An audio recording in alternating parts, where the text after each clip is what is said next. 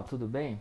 Eu estou preparando esse material extra aqui para vocês para falar um pouquinho sobre a pedagogia, a didática para uma pedagogia histórico-crítica e a proposta de atividade que nós combinamos aqui para o encerramento da disciplina. Bem, o que é o essencial aqui para que todo mundo fique mais ou menos na mesma sintonia? Primeiro, vocês vão eleger um tema que ou dialogue com o projeto que vocês estão desenvolvendo, o tipo de pesquisa, o tipo de intervenção pedagógica ou recurso que vocês estão criando para o mestrado profissional, ou então com algum conteúdo curricular que vocês já estão preparando, já está no horizonte das atividades didáticas que vocês estão desenvolvendo na sala de aula, nas escolas em que vocês trabalham. A proposta é muito simples. A proposta é que vocês planejem uma aula tomando como referência o passo a passo indicado pelo Gasparin nesse livro Didática para uma Pedagogia Histórico-Crítica.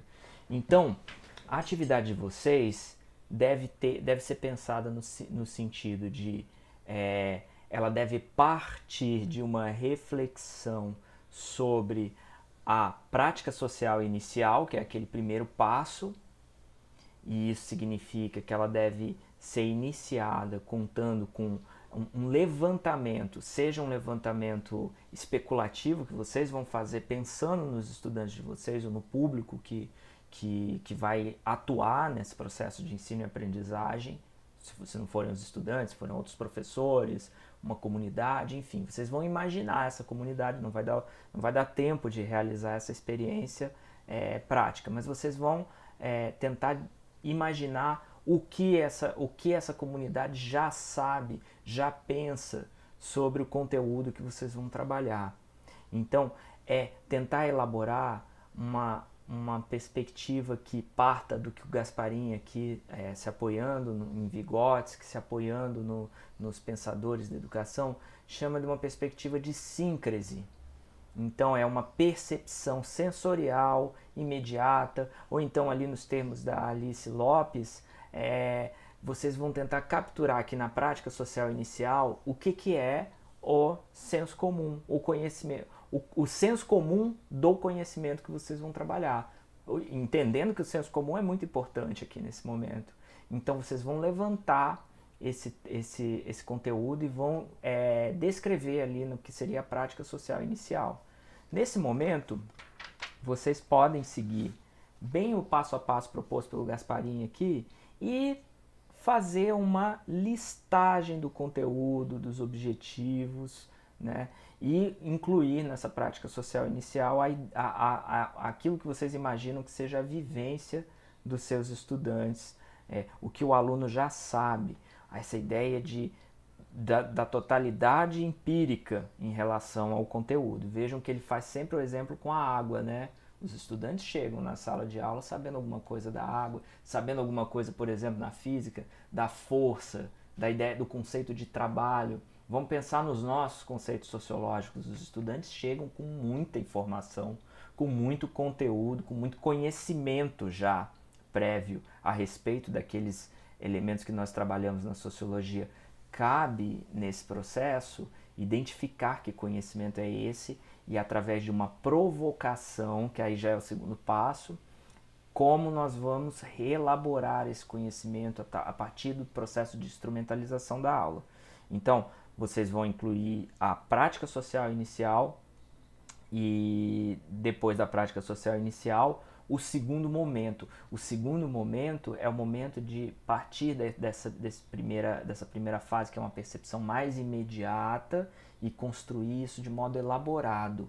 Então, nessa segunda etapa, que conta com 3 passos, que é a problematização, a instrumentalização e a catarse, vocês vão trabalhar todo o procedimento de análise em parceria com seus alunos nesse tipo de proposta.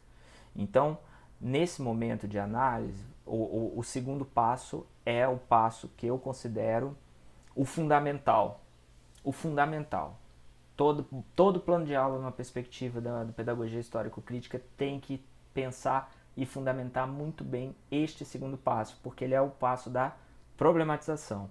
A problematização, gente, o que é a problematização? A problematização é a identificação das perguntas-chave que desencadeiam a necessidade de se instrumentalizar, de se transmitir, de se produzir um conhecimento elaborado sobre aquele tema que foi puxado, aquele tema que foi provocado. Vocês vão provocar um tema. Então, no segundo momento, que é o momento da problematização, nós temos aí, de acordo com a proposta do Gasparin, o momento de realmente fazer a identificação e discussão sobre os principais problemas postos pela prática social e pelo conteúdo. É aqui que a gente propõe aquelas perguntas essenciais sobre o tema, as perguntas que vão nos levar à necessidade de trabalhar com o conhecimento elaborado para sofisticar a análise que era para sofisticar a análise não, para sofisticar aquela percepção, aquele nível de desenvolvimento atual do conhecimento que está apresentado ali na prática social inicial. Então, gente, é muito importante aqui a gente pensar bem qual que é a pergunta. E uma segunda coisa que é importante ter na problematização, nós temos uma pergunta central, certo? Pensem sempre nos planos de vocês, qual é a pergunta central da aula? Desse processo todo, né, de ensino e aprendizagem. E quais são as dimensões do problema que vocês vão desenvolver. Então, vejam um exemplo que ele dá do plano de aula sobre a água, né? Existe uma dimensão conceitual, existe uma dimensão química, tem a dimensão biológica, tem a dimensão histórica, política sobre os recursos hídricos, econômica, né? Então é social também, da questão da escassez e do acesso cultural, dos usos religiosos. Então pensem vocês nos temas e nos conteúdos das aulas de vocês, quais são as múltiplas dimensões em que ela pode ser pensada. E para cada dimensão é possível fazer um tipo de pergunta também específica. Isso já é um esforço de fato interdisciplinar. Já é o esforço de tentar visualizar o fenômeno como um fenômeno que integra conhecimentos. Toda boa aula de sociologia leva a essa percepção da integração de conhecimentos, né? Dos conhecimentos que dialogam. Todo conhecimento, de fato, na verdade, nessa perspectiva, uma perspectiva dialética, passa por isso, né? Porque todos eles são, no fim das contas, né, num processo de compreensão completa deles, todos eles são sínteses de múltiplas dimensões discutidas, de múltiplas formas de se analisar. Então, pensem isso na problematização. Na terceira etapa, o terceiro passo é a instrumentalização, e aqui é o recheio do plano de aula, viu? Aqui, gente, vocês descrevem todas as ações. Pensem nas ações docentes e nas ações discentes para a construção do conhecimento, né? Então aqui vocês vão descrever o que o professor vai fazer, o passo a passo da aula, né? Como é que isso vai ser desenvolvido, quais serão as atividades que os discentes vão realizar. Vejam, aqui está pressuposto, né, uma metodologia ativa, sim. De qualquer modo, se espera nesse plano de aula que o propositor diga o que se espera que o discente faça. O discente tem que ter uma participação nesse processo. Então aqui vocês descrevem também que tipo de operação os discentes vão realizar durante o procedimento. Tá? Então o professor vai desenvolver, vai falar alguma coisa, vai apresentar um filme, uma música, vocês colocam aqui. E o que os discentes vão fazer, o que vocês vão ordenar no processo de encadeamento da aula, né? Como é que vai ser o enquadramento dessa aula? Os discentes vão falar menos ou vão falar mais? Vocês vão colocar perguntas no meio do processo, ou vocês vão deixar isso para o final? Vocês vão fazer quebras na aula, né? Tudo isso precisa entrar no processo da instrumentalização. Aqui vocês listam também que tipo de material, que tipo de recurso, quais vão ser os recursos utilizados. Isso precisa estar explícito também para que o plano seja executado. Pensem em vocês que um bom plano de aula também é aquele que não serve só para você, serve para um colega ou uma colega que também conheça a disciplina, que tenha noção do conteúdo, possa pegar o teu plano e, lendo a instrumentalização, conseguir visualizar como é que seria para realizar essa aula. Esse na minha concepção, é o plano de aula ideal. Aquele que um colega lá do outro lado do Brasil consiga pegar o teu plano de aula, claro, sendo formado em ciências sociais ou tenha feito uma formação continuada, mas consegue reconhecer ali o passo a passo e saiba replicá-lo. Claro, não de modo idêntico, mas saiba conduzir um plano de aula semelhante àquilo que você imaginou. E enfim, chegamos à quarta parte, e agora chegamos à quarta parte do plano de aula, que é a catarse. A catarse, gente, é o momento da elaboração da síntese. Então aqui a gente está no limiar daquele primeiro momento, né, que é o momento da síncrese, de uma percepção imediata. Aqui, a partir da problematização e da instrumentalização, nós estamos realizando uma análise, né? Então, nós estamos observando o fenômeno metodicamente, com os procedimentos que são próprios do fazer científico. Vejam que esse modelo ele também se reveste dessa epistemologia científica, né? De fazer a análise para depois chegar a um outro lugar. Então, a catarse é o momento da elaboração dessa análise. Então, é um momento que demanda do professor e dos estudantes provocar uma reflexão qual que é a nova postura mental após o processo, né? Isso pode ser realizado através de uma avaliação, de um exercício, de uma atividade, de uma expressão prática, seja ela como for. Ela não precisa ser uma avaliação vinculada à nota, mas ela precisa ser um momento de realização de um processo, né? É como se fosse a culminância da atividade. Isso pode ocorrer durante a aula, ou isso pode ocorrer depois, isso pode ocorrer num segundo momento, né? Pensem vocês que a cronologia desse processo não deve ser pensada sempre limitada aos 50 minutos de uma sala de aula, de uma hora. Enfim, vocês podem imaginar esse plano num processo mais amplo, aqui no sentido muito de laboratório, né? E esse momento quarto aqui, pensem sempre que essa avaliação ela deve atender às dimensões trabalhadas lá nos objetivos, que são expressos naquele primeiro momento da prática social inicial.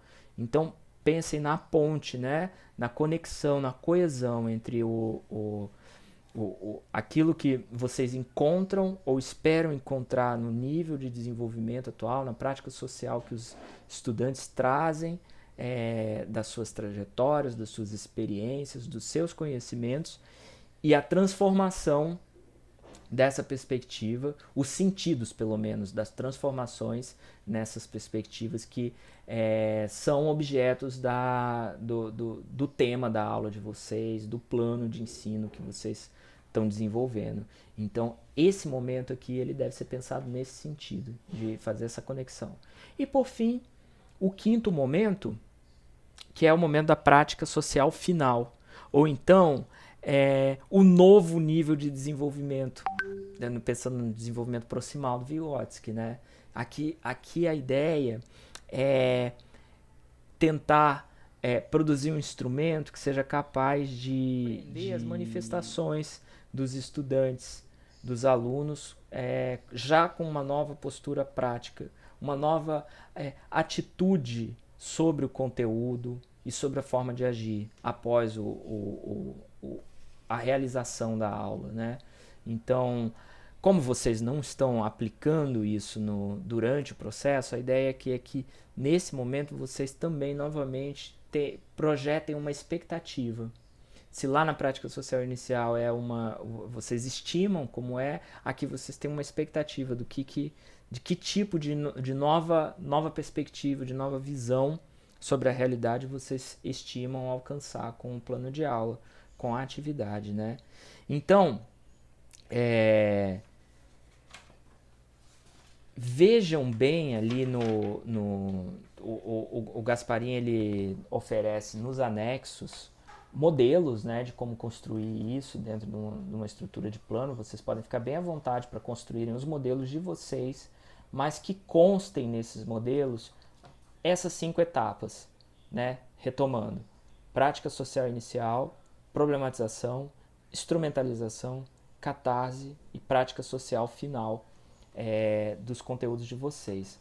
No corpo do texto, para cada unidade aqui, cada capítulo fala de um desses passos, né? Então tem a discussão, o Gasparin apresenta a discussão teórica e sempre ele dá exemplo. No final de cada capítulo ele entra com exemplo de como fazer isso. Ele está trabalhando aqui no corpo da obra com o plano de aula sobre a água, para o fundamental. Então, uma aula sobre água numa didática para a pedagogia histórico-crítica. Vocês vão preparar aulas sobre movimentos sociais, sobre questões próprias da sociologia, sobre fake news, mídia, sobre o direito, sobre socialização, sobre desigualdade de gênero, sobre relações étnico-raciais, enfim. Os nossos temas são temas muito ricos para serem trabalhados nessa perspectiva. Então, eu tenho certeza que vão aparecer trabalhos excelentes. E na quinta-feira, nós retomamos essa discussão toda, fazendo uma ponte desse texto aqui do Gasparin com a sugestão colocada pela Elise da aplicação dessa didática da pedagogia histórico-crítica, especialmente para o ensino de sociologia, por que isso se justifica e como fazer isso para a sociologia. E na quinta noite nós vamos deixar o espaço para vocês realizarem as oficinas de elaboração dos planos de aula. Então vocês vão aperfeiçoar o que vocês conseguiram produzir até aqui, ou vão ampliar, ou vão iniciar, né, esse plano de aula, preparar para na sexta de tarde nós realizarmos essa rodada de discussões, de apresentação dos planos de aula e encerrarmos nossa disciplina. Então, até logo, bom trabalho a todos e fico sempre à disposição de vocês.